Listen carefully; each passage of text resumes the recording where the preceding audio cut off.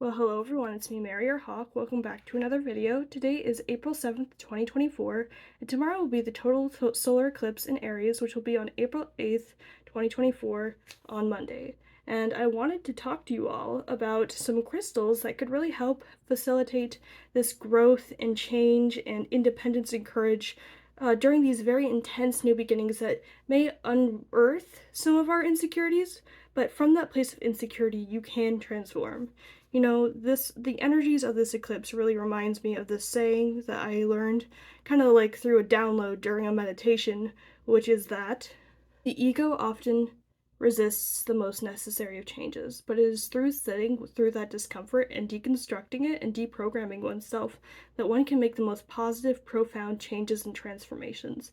I feel like that's really the energy of this eclipse, for sure, this total solar eclipse in Aries, and I wanted to give some crystal recommendations last minute for anyone who is looking for some support during this time of transformation that is very, very intense. The first crystal will be honey calcite. Honey calcite is very good for Aries and also is good for joy, confidence, courage, optimism, resilience, and purpose. You know, if you're going, because this is going to be a really intense transformative period that may bring about some insecurities, you're going to want some resilience and optimism and courage to get you through these times. And this will really help you through these very vulnerable new beginnings, but vulnerable and necessary transformative new beginnings.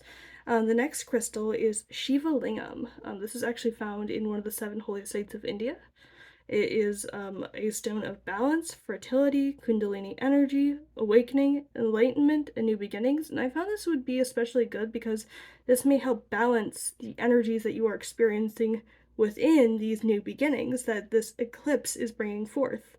And it'll help enlighten you to whatever it is you need to know to get you through this time. And I feel like Shiva Lingam will be a perfect stone for that. Speaking of transformation, the third stone on the list is labradorite. Labradorite is good for transformation, intuition, expansion, protection, and revelation. So if there is something that you need to really know, this will help you know that. This will help you tap into your intuition through these transformative periods, help you expand. Even if there are some growing pains, this will help you expand, but this will also protect you from anyone who is looking to co-opt what you are going through and spin it into something negative. This will help protect you from that. So I feel like labradorite will be a very good crystal to work with. And similar to labradorite is rainbow moonstone, which can sometimes be described as a white labradorite, but rainbow moonstone is a stone of new beginnings, insight, femininity, balance, and divine connection. This will really foster that divine support and connection through these new beginnings and help facilitate balance similarly to the not the rainbow moonstone, the Shiva Lingam. This rainbow moonstone will help facilitate a similar energy, but more upper chakras than lower, if that makes sense. This will be much more higher energy centers rather than the lower energy centers that deal with the Kundalini. This will be much better for a more, not more divine, it's just a different type of energy, a bit more high vibrational. Both are very high vibrational, but this is perhaps a bit more connection to divine, if that makes sense. I feel like that'll be a very good crystal for this. The next one might be a little controversial, and that will be moldavite. See, moldavite is an intense stone of transformation. It's also a manifestation stone. It can help you unearth some of your traumas in order to heal them. It's very high vibrational, transformational, and it can raise your vibration.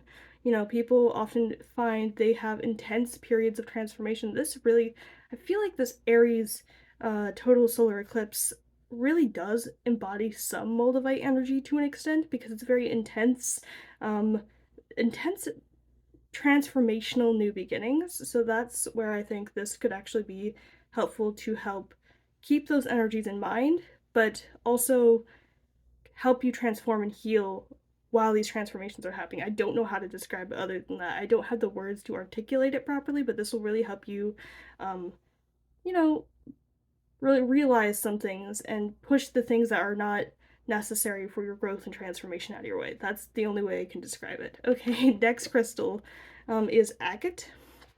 Just regular old agate. Agate is good for grounding, awakening, harmony, connection, and release. So if you need to let go of something during these vulnerable, intense new beginnings that will inspire you to be more courageous. This will help you release what doesn't serve you while also grounding you and helping you be in harmony and connection to the world around you, both physically and spiritually. I find this a really good grounding stone, so if you need an extra layer of grounding through these intense transformative periods, this will be very good for that.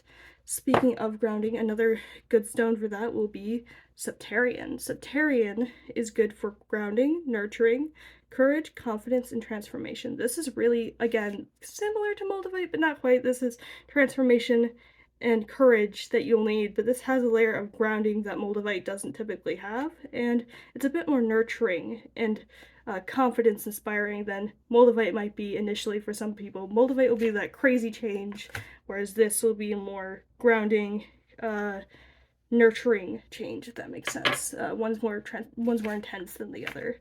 And last but certainly not least is Kambaba Jasper. This is Kambaba Jasper. Not sure if the camera is picking up on it, but you know, it's like green with some swirls. This is how I could describe it. Yeah, I think it picked up on it. Kambaba Jasper is good for balance, protection, grounding, peace, and courage, which are energies everyone probably wants in general, but especially during a time of intense transformation, people are definitely going to want that balance, that protection, that grounding, that peace, and that courage to help nurture them and get them through these tough times. So to recap, crystals and tektites that'll be good in no particular order are honey calcite, Shiva lingam, labradorite, rainbow moonstone, moldavite, agate, septarian, and Kambaba jasper. So I hope that helped. I hope this wasn't too awkward, and I hope this was useful in some regard, or at least entertaining. That being said, this is Hawk or Mary signing out. Thank you for coming along with me on this part of my journey.